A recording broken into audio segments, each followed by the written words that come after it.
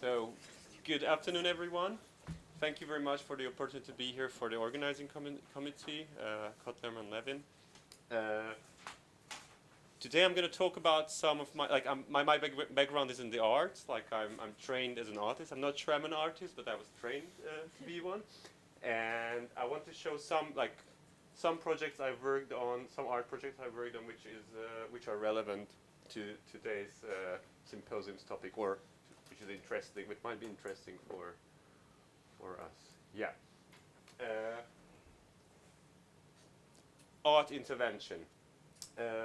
Originally, I'm from Budapest, but I used to live, actually started my art studies in Vienna, in Austria. And I happened to end up living in the second district of Vienna. And this street, I don't know if anyone of you is familiar with Vienna, but this street is what's called in German the Taborstraße, which happens to be in the former and current and in current Jewish district. I will come to this. Is it okay?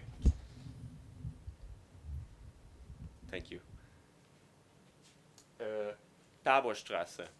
And why intervention art? Like, you should imagine that this is my way of doing graffitis in a way.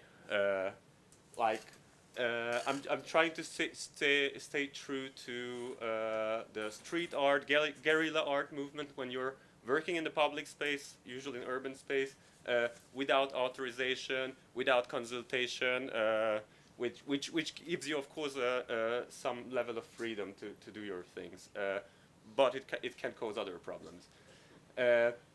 So this is where we are, Vienna. Like, this map is, I believe, from around 200 years ago. Don't be confused. It's actually upside down, approximately upside down. So this is where the north is.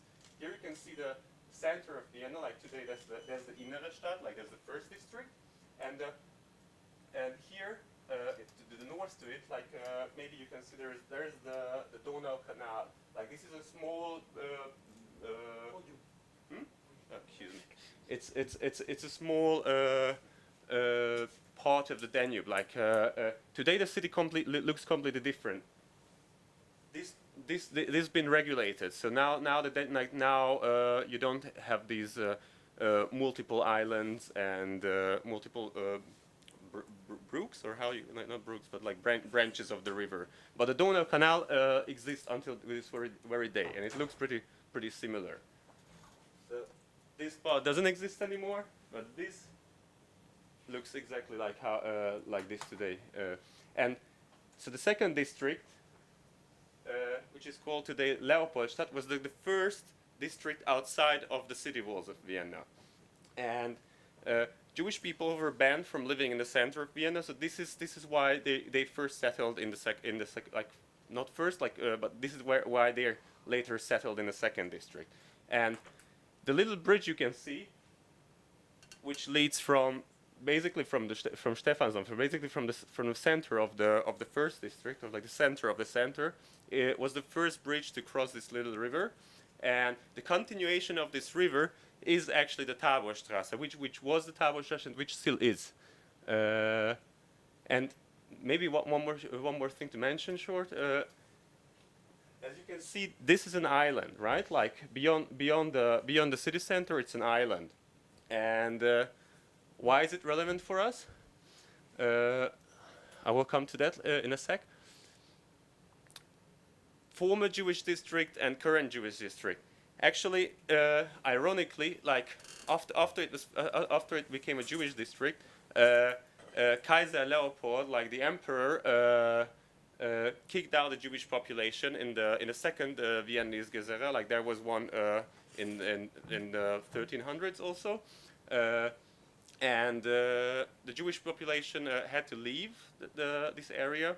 This is actually how the Sheva Kehilot, like the Sieben Gemeinden in Burgenland, came to existence, like 7 small villages in Burgenland, which at that time belonged to the Kingdom of Hungary. That's something else. It's Sheva Kehilot. at the place of the old synagogue, the emperor erected a church, and this sign in Latin is celebrating this to the emperor joyful occasion that like the area was cleaned by the Jewish population. But the Jews returned, not like I think 3 decades after they were expelled. Jewish life slowly returned to this district. To that extent that like 100 years ago, like before the First World War, around 40% of the district's population was Jewish, as you can see on this picture from 1915. And now I'm coming to the island, because this area had a nickname in Vienna, and actually still has. It was called the Matzesinsel, because of the we just had Pesach, because of the many matzes baking, not factories, but matzes baking bakeries there. But it was never like an official name. Of course, it was like a vernacular name. And one of the works I also did in Vienna, it's actually when you come from the first district, like here is the bridge on the left. Like this is when you arrive to the second district. To the second district, which was named Leopoldstadt after the ironically after the emperor, and it's still called like that, after the emperor who expelled the Jewish population. And I wanted to play a little bit on this fact that there are terms which are being used, but they are never not. In this case, like Matzesinsel, it was never written. I haven't found any sources from the old times, but it would have been written in Yiddish.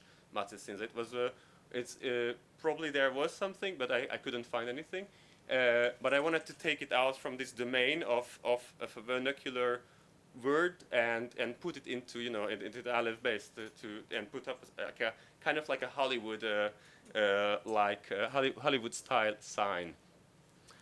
And about the Taborstrasse, sorry, like something went wrong with the formatting, I think, of the file, but it doesn't really matter. Taborstrasse, like in Israel, in many towns you find Har Tavor, like a street named after the Mount Tavor. In Vienna, the Taborstrasse, the Yiddish Gast, like the main street of the Jewish district, that is called after Har Tavor, is an accident in a way, and it's also not. Tavor in German, especially in Austrian German, it used to refer to like a fortification out of earth, like a palisade, I think you also say. And I will jump back. So there used to be this little fortress at the end of the island to protect the city, so to say. And in Czechia, there used to be a Christian movement, a Christian sect, and one of their branches were called the Taborites or Taborites. And the German language, like their fortresses or their fortifications came to be known later in German, in Austrian German, as Tabor. So.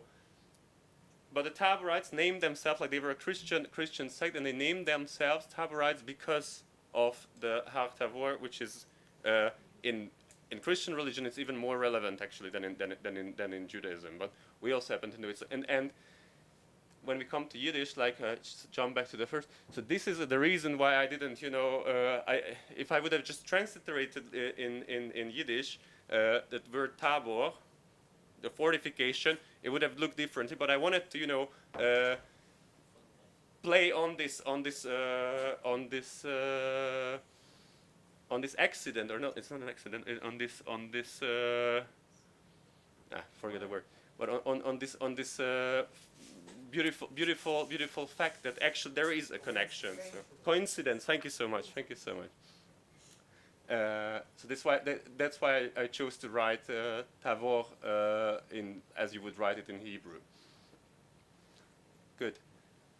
The story of the sign. So I put it up without authorization with a big letter on about 4 meters high in the middle of the day,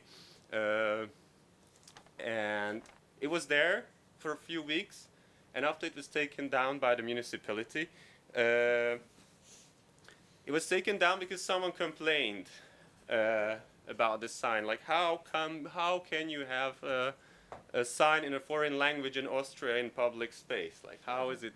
What's gonna be next? Are we gonna write things in Serbian too, or?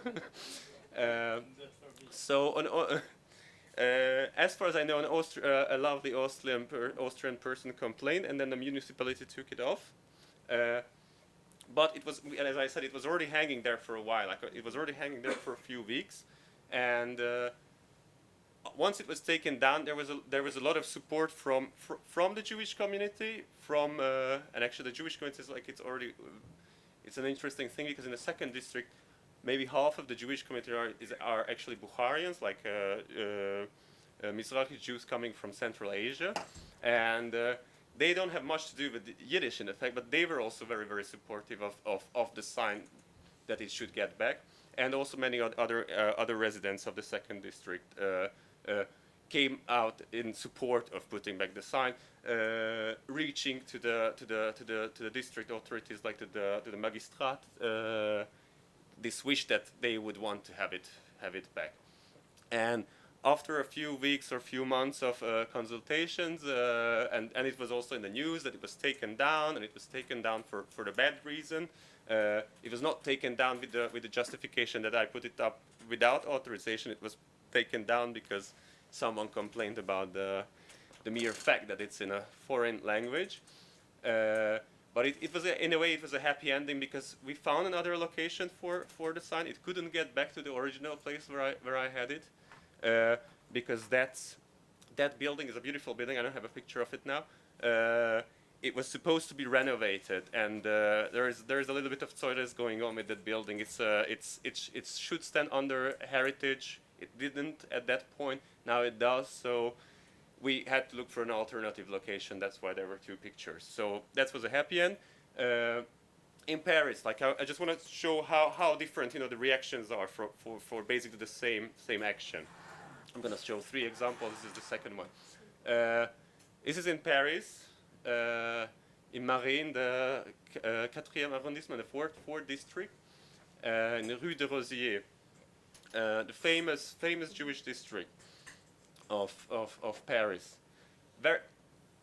If you're thinking about city geography, it's very similar situation to Vienna, that you have the center of the city, and then you have a little bridge crossing over the river, and then suddenly you find a big Jewish community or Jewish district. Here I also, I'm all the time, of course, I'm using the aesthetics of the local city name sign, like city street name signs, to play on a little bit on bureaucracy, and so I want these signs to look official, so people don't even think that it's something illegal, or it's to be contrasted to graffiti, like, because most people, I guess, assume if they see something which follows, the protocol, that it must be authorized, to create a little bit of confusion, and also to create this surprise element, that you see something that you're familiar with, but suddenly it's written in another alphabet. So to have this visual play. So this is how it looks like in Paris. In Paris there was no problems at all. They thought it's a part of the tiger. No, like in Paris, everyone understood it right away, and also, like, this district, it also has an interesting current situation now, that it's in the south of the Marais, so this place is getting gentrified very, very quickly, and it's becoming a very, very, very, very expensive neighborhood. So let's see. So there's also like this fear that it's already turning into this Jewish Disneyland, which doesn't really have like a real Jewish life. It's just for the tourists. But there are still a few synagogues and a yeshiva which helps in a way to counteract on these trends.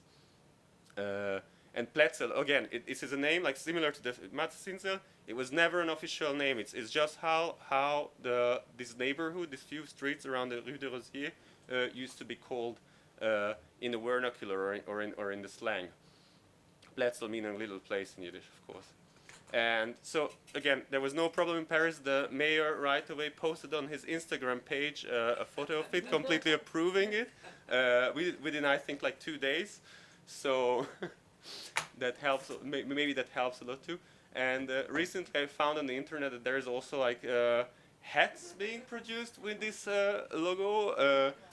Sadly, I'm not getting any percentage for that, but I'm nevertheless very happy about it. So it's now slowly, like now it's basically the number 2 attraction in Paris, just the second after the Tour Eiffel and the Plätzel sign. And the third project, the third work I wanted to show you, or like the third city, is the Fiumei Grenadierstraße. And in Mr. Lukin's presentation, I saw one of the labels, like one of the discs, this Lebke Food in America, from Hirsch, from Zemer later, but before like the Hirsch Levin. Like I was happy to see that label which also had written on it Grenadierstraße 20. Yes. So. And also in Mrs. Klotz, who already left, she mentioned also shortly that there was a place where you could buy these Warsche, like these Yiddish newspapers from Warsaw, next to the Bahnhof, next to the train station. And she actually meant this little road, this little street.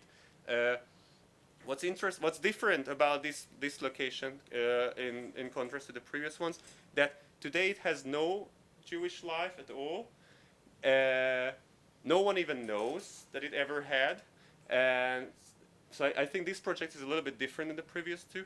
I was reading and I was researching, and I was actually like I couldn't believe that it's like in Berlin nowadays you have so many memorial plaques about the Holocaust, about many things, but somehow this is completely forgotten that this was actually like the former Grenadierstraße was like the only Yiddish gas in Berlin. It was like the only place in Germany, or especially in Berlin, where you would find like Hasidic Jewish life before the First World War, until like the 30s.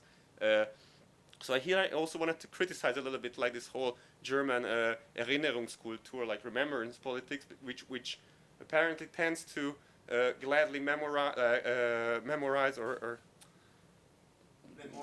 memorial. Thank you, and focus on the lost German Jewish culture. And then when they talk about it, I think very often they think about like famous writers and philosophers and artists, but like this poor religious student, like